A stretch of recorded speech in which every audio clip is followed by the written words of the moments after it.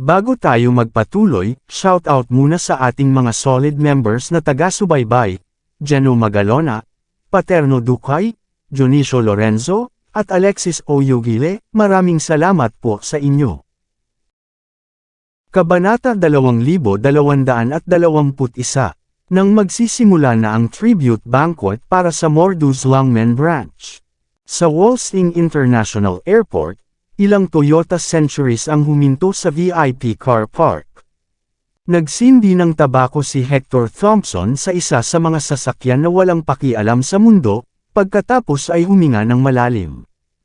Hindi lamang nabigo ang kanyang serye ng mga pakana na makakuha ng anumang kalamangan laban kay Harvey York, ngunit ganap ding naparalisa si Tegan Bauer nito at nangangailangan ng medikal na atensyon sa Wolsing.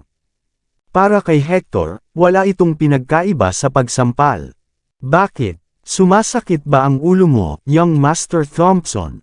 Isang babaeng nakasuot ng maikling damit na may magandang mukha ang lumabas sa kotse na may magandang aura na nakapalibot sa kanya.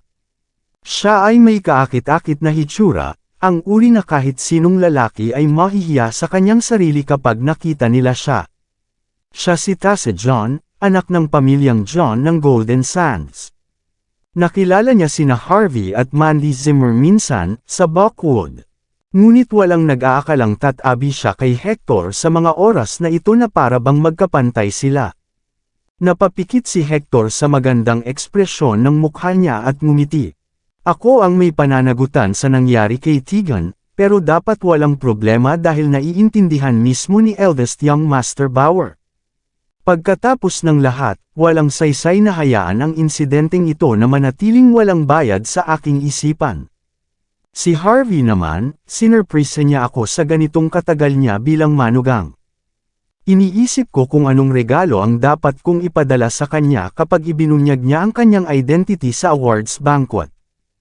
Ito ay magiging mas kawili-wili sa ganoong paraan. Kung tutuusin, bihira lang na walang nang ahas na hamunin ang mga katulad natin. Kung hindi natin ito tatapakan ng mas mahirap, ang lahat ng ating mga nakaraang pagsisikap ay magiging walang kabuluhan. Sa sandaling ito, hindi man lang nakaramdam ng galit si Hector. Ang saya-saya niya noon. Noong una, galit na galit siya na naglakas loob si Harvey na hamunin siya. Ngunit pagkatapos, ito ay naiiba. Si Harvey ay isang target na kailangan niyang itapon. Dahil binabalak niyang sirain si Harvey, tiyak na gagamitin niya ang lahat ng kanyang lakas para gawin iyon. Kung hindi, ang reputasyon ng apat na young master ng Wolsing ay ganap na masisira. Napaisip si Tasa, I personally met that guy once. Ang nakaligtas na manugang ay hindi nag-iwan sa akin ng magandang impresyon, ngunit hindi rin ito masama. Therefore, I don't think he will surprise me this time. Tinulungan siya nina Peyton Horan, Benjamin Lynch at Travis Hunt kasama ng iba pa. Maliit na bagay, puro swerte lang. Hindi naging mahirap para sa kanya na makamit ang mga bagay na ito kasama ang kanyang asawa bilang pinuno ng ikasyam na sangay ng pamilya Jean. Ang ikinagulat ko lang ay ang lakas ng loob niyang saktan si Tegan sa harap ng napakaraming tao. Wala ba siyang pakialam sa mga kahihinatnan? Bumuga ng usok si Hector at sumagot, nag-background check ako. Bagamat sinabi ni Travis na si Harvey ay kanyang nakatatandang kapatid, walang talaan ng pahina na nakalista si Harvey sa hukbo. Wala ring ibang relasyon ang dalawa, ngunit ang mga ulat ay nagsasabi na si Ethan Hunt, ang Buckwood God of War, ay ang nakatatandang kapatid ni Travis. Dati, malapit ang relasyon ni Ethan kay Harvey. Si Travis siguro ang nagpakita dahil kay Ethan. Pero personal relationship lang ito. Wala itong kinalaman sa pamilya John. Ang isang maliit na ibon tulad ni Harvey ay walang halaga sa mata ng pamilya John. Walang pagkakataon na tumayo ang pamilya sa likuran niya. Ang tanging maaasahan niya ngayon ay tulong. Baka hindi niya maintindihan. Ang mga pabor ay dapat na maayos kung ginamit ng isa o dalawang beses, ngunit maaaring mawala ang kanilang pagiging epektibo kung ginamit ng malawakan. Ngumiti si Tase John. Kapag ang ilang mga tao ay walang anumang uri ng awtoridad, sila ay kukuha ng tulong bilang isang aktwal na koneksyon. Kaya lahat sila ay mamamatay kapag nasa kalagitnaan pa lang sila ng kanilang plano. Nakakatuwa kung hahayaan natin si Harvey York sa bangin ngayong gabi. Napapikit sandali si Hector Thompson. Hindi masama. Iyon ay magiging kawili-wili. Makipag-ugnayan sa eldest young Master Bauer. Marahil ay kakailanganin natin ang bulwagan ng pagpapatupad ng batas ng Longmen. Sabihin, maaari pa bang maging pinuno si Harvey ng sangay ng Longmen ng Mordo kapag sinira siya ng mga tao ng Longmen? Isang pahiwatig ng kulay ang lumitaw sa mga pisngi ni Tasa nang sumagot siya, sana nga. Binigyan niya lang ako ng karapatan na kumilos kung magpapatuloy siya. 4:00 ng hapon, aalis na sana si Harvey, nang biglang tumunog ang phone niya. Natigilan si Harvey pagkatapos niyang sulyapan ang screen. Hindi niya inaasahan ang isang tawag mula kay Kelly Malone. Pagkatapos kunin ang telepono, umalangaw ang boses ni June Lee mula sa kabilang linya. Kamusta? Si Harvey ba ito? Nasaan ka na ngayon? Tumingin si Harvey sa paligid niya. Nasa Kaizen Group ako. Oh, nagtatrabaho ka pa. Kailangan mong tapusin ngayon. Balutin ang iyong mga bagay at pumunta sa Paradigma. Hinihintay ka namin ni Tito Malone mo.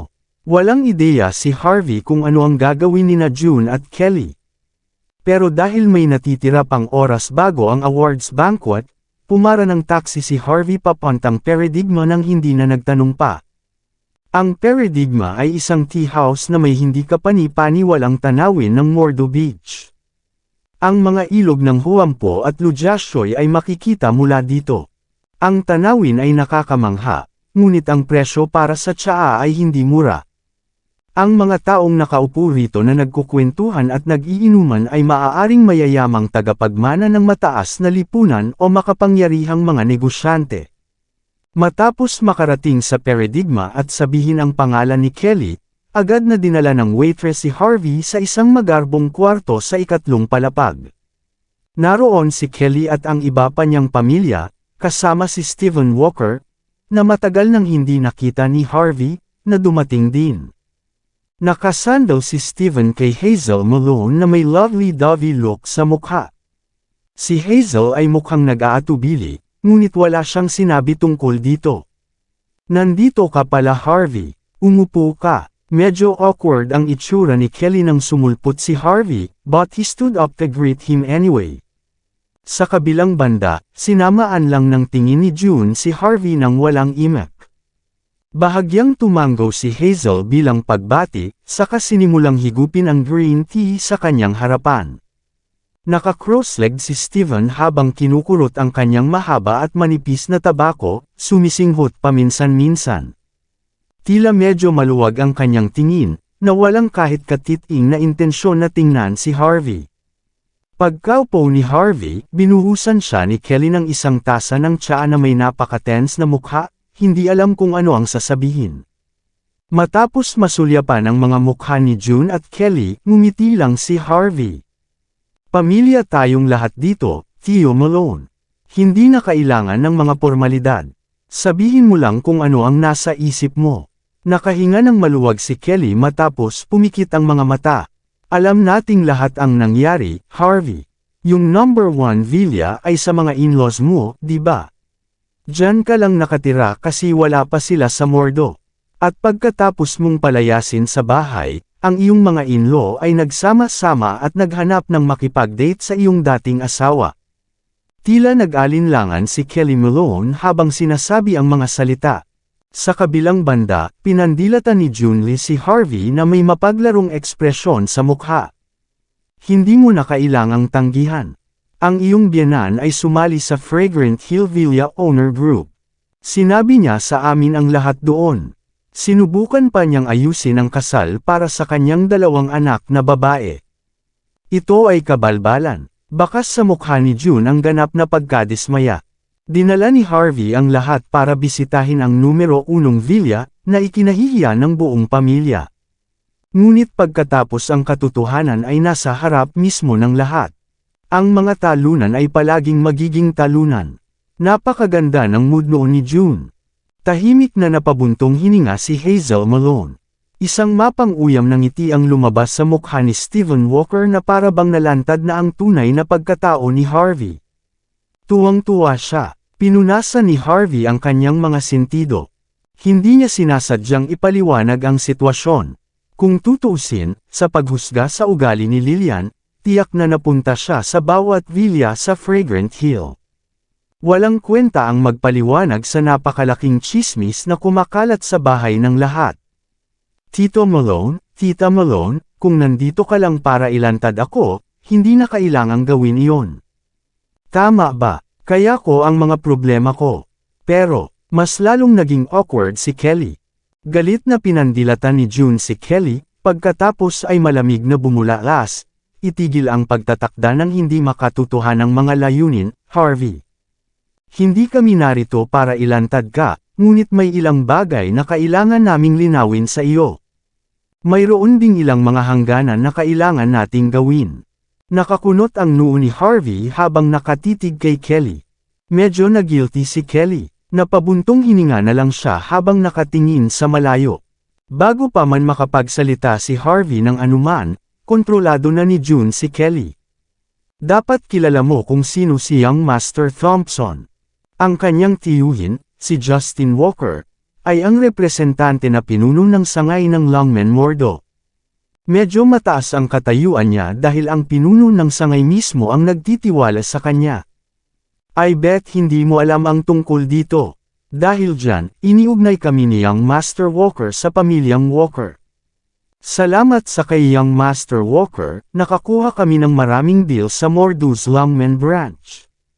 Bukod dito, nakuha pa niya ang imbitasyon ng pamilya sa Longmen Awards banquet sa Mordo. Alam mo ba ang ibig sabihin nito, Harvey?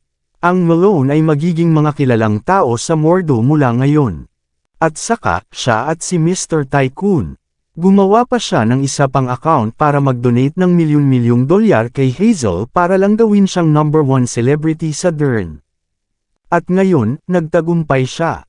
Si Hazel ang may pinakamaraming view sa lahat ng platform ngayon. Ito ang mga bagay na ginagawa ni Young Master Walker para sa pamilya at kay Hazel. Nalulugod ako. Muntik nang mailuwa ni Harvey ang kanyang tiyaa matapos marinig ang patuloy na papuri ni June kay Steven. Hindi niya akalain na magiging ganito kawalang hiya si Steven, hindi lang niya pinuri si Rachel Hardy sa pag-aalaga sa pamilya Malone, naglakas loob pa siyang tawaging si Mr. Tycoon. Hindi man lang siya nag-isip bago magsalita ng ganoon kalaki. Inisip ni June na lubos na nabigla si Harvey sa kanyang mga sinabi matapos makita ang pagkalito sa mukha nito. Bilasan mo at pasalamatan si Young Master Walker sa suporta, Hazel. Sabi ni June habang nagpapakita ng matamis na ngiti. May kakaibang tingin si Hazel Malone sa kanyang mga mata. Medyo nag-aatubili siya, pero pinilit niyang ngumiti. Salamat sa iyong suporta, Young Master Walker. Hindi niya talaga gusto si Stephen Walker, at pinili pa niya si Gary Duncan kaysa sa kanya noon. Pero pagkaraan ng ilang sandali, napagtanto niya na ang tinaguriang mixed martial arts champion ay walang iba kundi isang biro. Kung ikukumpara sa kanya, ang mayamang tagapagmana na nagsusumikap para kay Hazel, si Stephen, ay isang mas mahusay na pagpipilian. Sa ilalim ng paghihimok ni June Lee, handang tanggapin ni Hazel si Stephen kapag nagpakita siya sa bahay ng mga Malones na may imbitasyon sa isang salo-salo ng parangal. Tungkol naman kay Harvey York, hindi siya pinansin ni Hazel. Laging dumidikit si Harvey kay Yvonne. Pagkatapos, pinalayas siya kaagad pagkarating ng kanyang asawa. Paanong ang isang tulad nito ay magsisimulang ikumpara kay Stephen? Para silang araw at gabi. Humigop ng tsaa si Stephen pagkatapos niyang manigarilyo. Lahat sa isang araw na trabaho. Mangyaring huwag pansinin ang alinman sa mga ito, Hazel. Magmula ngayon ay pamilya na tayong lahat. Totoong sabi ni Stephen. Hindi na kailangan magpasalamat. Gagawin ko ang lahat para suportahan ka. Magiging nangungunang celebrity ka sa Dern sa lalong madaling panahon. Kung mag-livestream ka sa awards banquet ngayong gabi, siguradong sasabog ka na naman. Hindi ka ba nag-aalala? Nakuha ko ang pinakamataas na antas ng imbitasyon para lamang sa iyong pamilya. Walang magiging problema para sa iyo na mag-livestream doon. Humanga si Harvey matapos marinig ang pagmamalaki ni Steven. Tulad ng inaasahan ng pamilya Walker na ito ay walang kahihiyan. Kahit na si Justin Walker ay hindi maihambing ang kanyang sarili sa kanya sa mga tuntunin ng pagpapakitang gilas. Matapos inumin ni Harvey ang kanyang tsaa, sinulyapan niya si Steven na may mapaglarong ekspresyon sa mukha. Sigurado ka bang ikaw ang nakakuha ng imbitasyon para sa pamilya Malone? At sigurado ka ba na ikaw mismo si Mr. Tycoon? Bakit hindi mo buksan ang iyong telepono at ipakita sa amin? How dare you, Harvey? Tumigil ka sa pagbubuga ng kalokohan. Galit na tinitigan ni Junlee si Harvey. Kung hindi galing kay Young Master Walker ang imbitasyon, sinasabi mo bang ikaw ang nagpadala sa kanila dito? Kung hindi siya si Mr. Tycoon, sinasabi mo ba sa amin na ikaw? Sa tingin mo ba ay isa kang malaking figure sa mga upper social circle dahil lang nanatili ang iyong mga in-law sa number 1 villa sa loob lang ng ilang araw? Sa palagay ko hindi mo maaaring i-connecta ang mga tuldok, Tita Malone. Paano kung ako si Mr. Tycoon at ginawa ang lahat ng iyon? Tahimik na tumawa si Harvey, hahaha. Nagtawa na ng buong audience habang nakatingin sila sa mga mata ni Harvey na may nakakatawang tingin. Hindi ba natatakot ang manugang na ito na malantad na nagsasalita ng ganito kalaki? Si Kelly Malone ay hindi tumawa kasama ang iba, ngunit siya ay mukhang mas nabalisa kaysa dati. Dati, hindi niya matatanggap na hinahabol ni Steven ang kanyang anak. Ngunit napakaraming benepisyo na kasama nito. Ang imbitasyong iyon lang ang makakasiguro kay Kelly ng mga pagkakataong makipagsosyo sa sangay ng Longmen Mordo sa hinaharap. Sinabi pa ni Steven sa kanyang sarili na magkakaroon ng pagkakataon si Kelly na makatrabaho ang buong Longmen. Kapag ipinakita ang napakalaking benepisyo, literal na kumikilos ang puso ni Kelly. Sa kanyang hindi masusukat na pagkabigo sa mga aksyon ni Harvey, nagsimula siyang sumandal kay Steven, kaya naman hiniling ni June kay Harvey na ipaliwanag ang lahat ng nangyari. Dahil walang sinabi si Kelly tungkol dito, hindi rin siya tutol sa ideya. Lalong lumamig ang ekspresyon ni June matapos makita si Kelly na kadalasang nagsasalita para kay Harvey, tahimik na parang daga. Kabanata 2225. Pinikit ni Junlee ang kanyang mga mata at itinuro si Harvey York gamit ang kanyang ilong. Hindi mo sasabihin na ikaw ang pinuno ng sangay, hindi ba? Sa palagay mo ba maaari mong ipadala sa amin ang imbitasyong iyon? Worth it ka pa ba? At sinasabi mong ikaw mismo si Mr. Tycoon. Alam mo ba kung magkano ang perang naibigay ni Young Master Walker kay Hazel Malone? $3 milyong. Hindi ka man lang kumita ng ganito kalaking pera sa buong buhay mo. How dare you call yourself Mr. Tycoon? Ano bang iniisip mo? Hayaan mo akong sabihin sa iyo. Huwag subukang kumilos ng matalino sa hinaharap, at itigil ang pagpapakita ng mga bagay na hindi mo ginagawa. Kahit family friends tayo, nasira mo ng gusto ang relasyon. Don't you dare say na may relasyon ka na sa pamilya ko.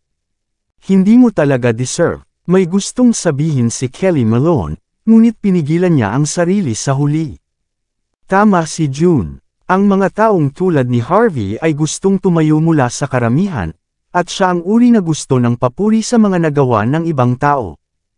Kung ang kanyang anak na babae ay kasangkot sa lalaking ito, masisira ang buong buhay niya.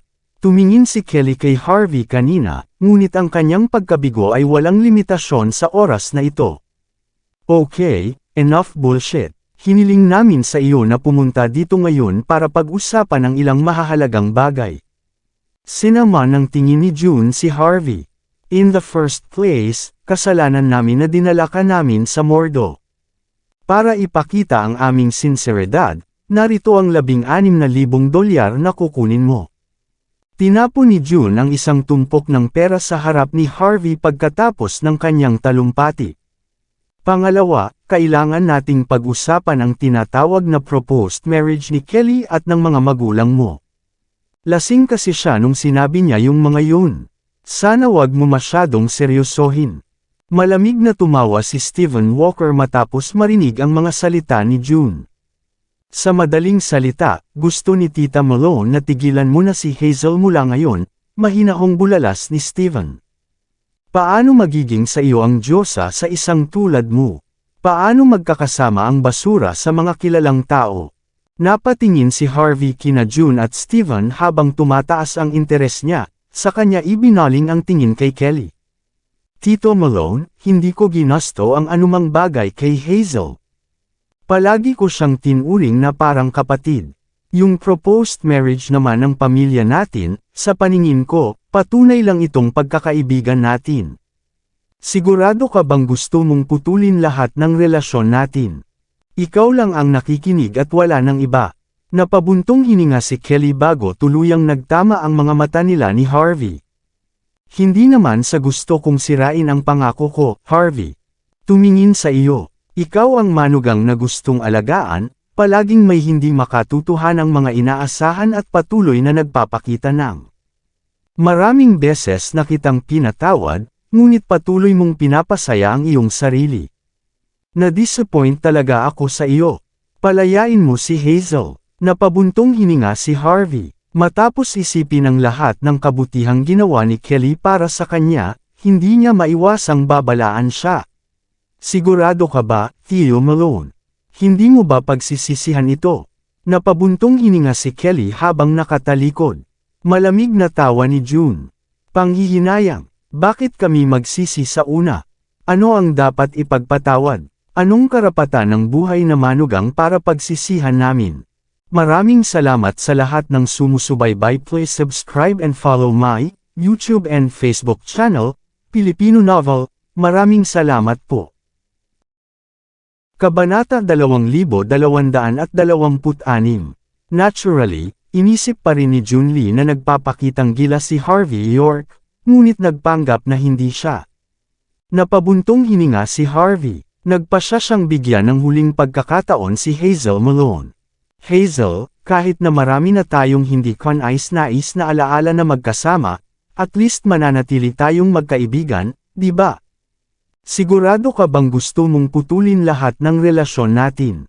Pareho na tayong naputol mula sa iba't ibang tela pagkatapos ng lahat. Ang tatay ko ang nagpilit sa akin na makisalamuha sa iyo noong una. Kailangan nating iwanan ang nakaraan. Mabuti, dahil gusto ito ng buong pamilya, I will forgot this so-called marriage proposal, mahinahong sagot ni Harvey. Mabuti, at least you're still pretty reasonable, sagot ni June na walang bahid ng pagsisisi. Pangatlo, simula ngayon, tanggal ka na sa Kaizen Group. Ayaw na niyang Master Walker na magtrabaho ka doon. Kung gusto mong manatili sa Mordo at umunlad, dapat kang umasa sa iyong lakas. Hindi ka na namin tutulungan ni Hazel. Sana huwag mong ipagpatuloy ang pag-abala sa pamilya ko at sa Kaizen Group para dito. Dahil kay Hazel, nirerespeto ka ni Young Master Walker. Dahil wala ka ng kinalaman kay Hazel, hindi na kailangang gawin iyon ni Young Master Walker. Napangiti si Harvey matapos marinig ang mga katagang iyon, saka ibinaling ang tingin kay Stephen. Sigurado ka bang gusto mo akong tanggalin, Young Master Walker? So paano kung tanggalin kita? Mahinahong tanong ni Stephen. Kung kaya kitang ihatid sa Kaizen Group sa likod ng pinto, mapapaalis din kita sa isang salita lang. Huwag mong isipin na maaari kang manatili sa Kaizen Group dahil lang sa mapalad kang makakuha ng ilang kontrata. Nangyari ang lahat dahil lang binigyan kita ng powers for Hazel's sake. Gayunpaman, pinahahalagahan mo ang lahat ng nagawa ko para sa iyo, pagkatapos ay gamitin ang pagkakataon na hindi ako igalang. Kung hindi ako makakakuha ng mga basurang tulad mo sa labas ng kumpanya, kailangan ko bang maghintay hanggang sa mamatay ako? Pirmahan mo itong resignation letter. Inihanda ko na ito para sa iyo noon pa. Inihagis ni Stephen sa mesa ang nakalimbag na resignation letter. Ang natitira na lang ay pirmahan ito ni Harvey. Inihagis ni June ang signature pen kay Harvey, pagkatapos ay sumigaw ng lagda. Kapag tapos ka ng pumirma, wala ka ng kinalaman sa Kaizen Group at sa pamilyang Malone. Pagkatapos nating uminom ng tsaa, kailangan pa naming pumunta sa Kaizen Hotel para sa awards banquet sa Longmen Branch ng Mordo. Matapos marinig ang tungkol sa salo-salo ng mga parangal, isang pagkakataon na makilala ng personal ang bagong hinirang na pinuno ng sangay. Naningkit ang mga mata ni Hazel. Sa kanyang mga mata, ang napakagandang karakter ay isang tunay na talento. Iniisip niya kung magkakaroon pa ba siya ng pagkakataong kaibiganin ang pinuno ng sangay na ito. Kumuha si Harvey ng panulat at pinaikot-ikot ito sa kanyang kamay. Maaari kong pirmahan itong resignation letter, mahinahong sabi ni Harvey. Kaya ko rin kunin ang pera. Ngunit, pagkatapos kong kunin ang pera at pirmahan ang mga papeles, wala na akong gagawin sa pamilya Malone minsan at para sa lahat. Hindi ako isang walang awa na putulin ang lahat ng ugnayan sa pamilya. Ikaw ang may gusto ng lahat ng ito. Nais ni Harvey na tulungan ang mga Malones para sa kapakanan ni Kelly. Ngunit ang tanging nagawa niya ay bumantong hininga matapos makitang ganito ang buong pamilya. Dahil nagpasya silang parusahan si Harvey para sa kanyang magandang intensyon. E di sige. Sa tingin mo ba ay may gustong gawin ang pamilya sa iyo? Medyo naiinip na si Jun Lee. Sinabi ko na sa iyo. Pirmahan mo lang ang mga papeles, at wala tayong kinalaman sa isa't isa. Ituturing na lang ang pera bilang halaga ng iyong sakit sa pag-iisip. Hindi mo alam, di ba? Mula nang mag-text ang biyenan mo sa grupo ng may-ari ng villa, natatakot ako na patuloy mong inaasar ang pamilya ko kahit natutulog ako. Dapat humingi ka pa ng katulong sa isang maliit na lugar na ganito. Ni hindi ka makapasok sa sarili mo. Pupunta ang aming pamilya sa pinakamarangyang party sa Mordo ngayon. Mayroong napakalayo sa pagitan natin, ngunit naglakas loob kang sabihin na may gusto kaming gawin sa iyo. Walang hiya ka ba? Yung pagsasalita mo na parang mayaman at maimpluwensya na parang makakatulong ka sa pamilya ko. Karapat-dapat ka bang makipagrelasyon sa amin? Kung hindi mo niloko ang matandang iyon na magdala ng dumi tulad mo dito, sa tingin mo ba ay may gusto kaming gawin sa iyo? Naturally, lahat ng mga salitang iyon ay nagmula sa puso ni June. Kung hindi dahil kay Kelly Malone, walang pakialam si June kay Harvey York. Isang bakas ng awa ang lumitaw sa mga mata ni Hazel Malone nang marinig ang mga salita ng kanyang ina, ngunit agad niya itong napalitan ng pagmamalaki sa kanyang mukha. Patungo na siya sa pagiging sikat, malapit nang maging isang nangungunang celebrity. Magmamay-ari siya ng mga mag-agarang sasakyan at villa habang nakaupo sa ibabaw ng lahat ng pera sa mundo. Galing sa magkaibang mundo sina Hazel at Harvey. Dahil iyon ang nangyari, mas mabuting patayin ang pagnanasa ni Harvey. Mas mabuti pang ganito si Harvey. Napatingin tuloy si Harvey kay Kelly. Kahit medyo iritado ang itsura niya ay umiwas pa rin siya ng tingin. Hindi rin niya tinutulan ang desisyong ito. Nang makita niya ang eksenang iyon, tuluyan ng binitawan ni Harvey ang mga iniisip sa kanyang puso. Bumantong hininga siya habang nagpapakita ng isang matamis na ngiti. Mabuti, dahil yan ang gusto niyong lahat, ibibigay ko sa inyo. Inilatag ni Harvey ang sulat sa mesa at dahan-daang isinulat ang kanyang pangalan, Crack. Nang matapos siya, naputol sa kalahati ang mahalagang Montblanc pen. Agad na tumalikod at umalis si Harvey, hindi man lang muling tumingin ang kanyang mga mata sa pamilya. Alas 7, sa Kaizen Hotel. Ang Hotel Kaizen ay isa sa mga negosyo ng Kaizen Group at itinuturing na isa sa mga asset ng Longmen Mordo Branch. Ngunit higit sa 50% ng mga shares ay inilipat lahat sa pangalan ni Harvey. Dahil sa isang salungatan kay Tegan Bauer ilang araw na ang nakalipas, nalaman ni Harvey na sina Aidan Bauer at Rachel Hardy ay nasugatan ng gusto dahil dito. Dahil magiging abala si Harvey sa gabing iyon, nagpasya siyang huwag nang magtanong sa kanila. Sa oras na ito, medyo maayos na ang mood ni Harvey habang casual siyang namamasyal sa forecourt ng hotel. Nagyayelong ekspresyon si Harvey habang nakatingin sa mataong hotel na maraming sasakyang papasok. Ang mga alagad ng sangay ng Longmen Mordo ay magtitipon kasama ang mga kasosyo sa negosyo na kasangkot. Ang pamilyang Smith mula sa Mordo, ang pamilyang Lynch mula sa Sunan, at ang pamilyang Patel mula sa Golden Sands ay lilito lahat kasama ng lahat ng iba pang pangunahing karakter mula sa Mordo. Ang buong hotel ay naging isang pagtitipon lamang para sa mga nakatataas na grupo ng lipunan sa kasalukuyan. Ang mga lalaki ay maayos na nakasuot ng kanilang mga suit, habang ang mga babae ay nagpapakita ng maayang ngiti. Ang lugar ay mukhang medyo payapa, na ang lahat ay may hawak na isang baso ng champagne sa kamay. Hindi mabilang na mga pagkakataon sa negosyo ang nabubuo sa mga lugar na tulad nito. Sa kabilang banda, mahihiya naman ang French fries kung tumuntong sila rito. Hindi pa dumarating ang lahat ng malalaking karakter dahil hindi pa oras para sa party. Sa kabilang banda, ang mga regular na bisita ay nasa labas, nakikisalamuha habang naghihintay sa pagsisimula ng handaan. Dahil maagang dumating si Harvey York, wala siyang mahanap na kakilala niya. Habang naglalakad siya, napansin siya ng mga pamilya nina Kelly Malone at Stephen Walker. Bastos! Ang bastos na ito! Bakit siya nandito? Ang ekspresyon ni Jun Lee ay naging kakilakilabot sa isang iglap. Paano siya naging walang hiya? Sinusubukan ba niyang pumasok sa loob na ginamit ang pangalan ng pamilya? Medyo na-guilty pa si Kelly kanina, pero napalitan na ng galit ang mga nararamdamang iyon. Kung ano ang isang pagkabigo, malamig na bulalas ni Kelly. Siyempre, akala ni Kelly at ng iba ay alam lang ni Harvey ang tungkol sa awards banquet dahil sa kanilang pakikipagkwentuhan nung tanghali. Kaya naman sinusubukan ni Harvey na samantalahin ang sitwasyon. Kumunot ang noo ni Hazel Malone. Tuluyan nang nawala ang guilt sa puso niya sa sandaling iyon. Nang hindi pinansin ni Harvey ang pamilya nila nang pumasok sa loob, hindi napigilan ni Hazel na harangan ang daan ni Harvey.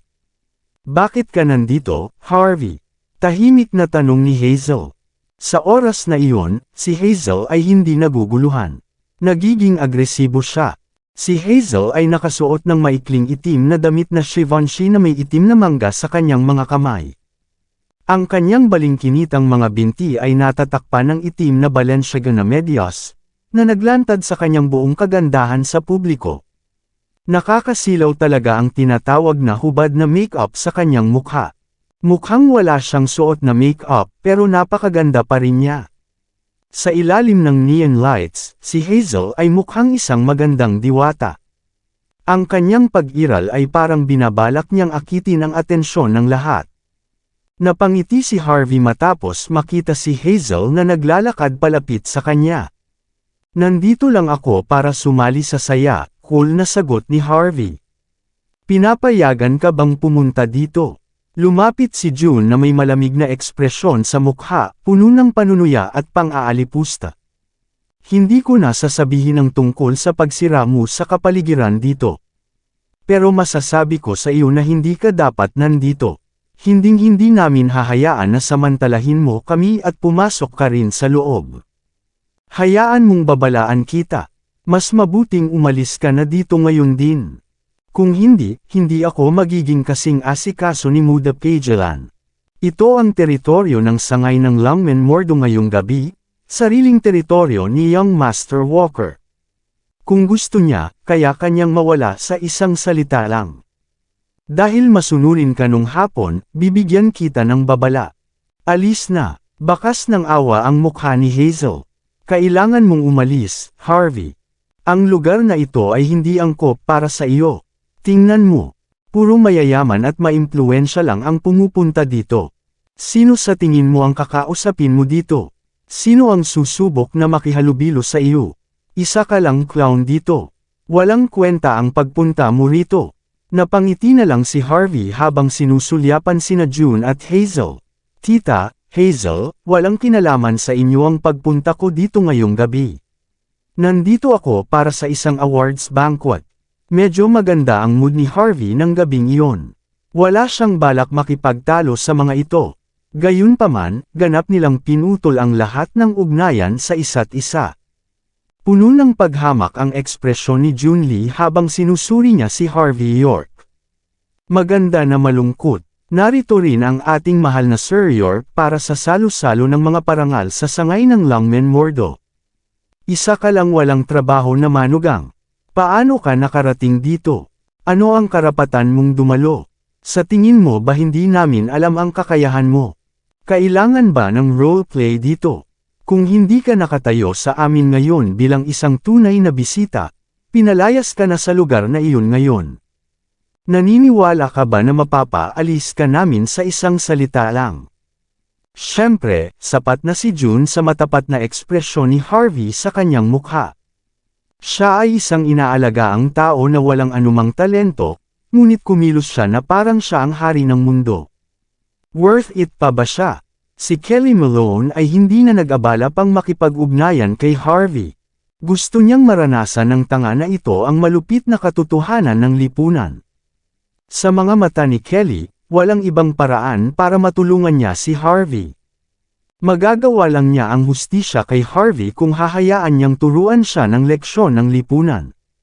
Matapos makitang malaki ang pagbabago sa ugali ni Kelly nang magpakita ng pagkasuklam si June, hindi napigilan ni Hazel Malone na mapangiwi. Hindi na kailangang magpanggap sa harap ng pamilya, Harvey.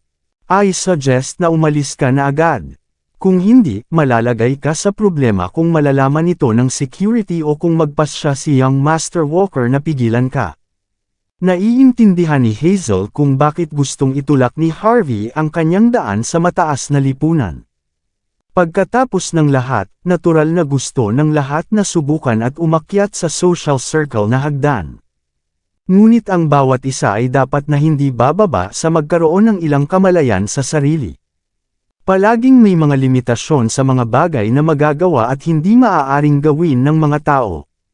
Wala siyang maipakita dito, patuloy na umaasa sa kanyang makapal na balat upang samantalahin ang iba.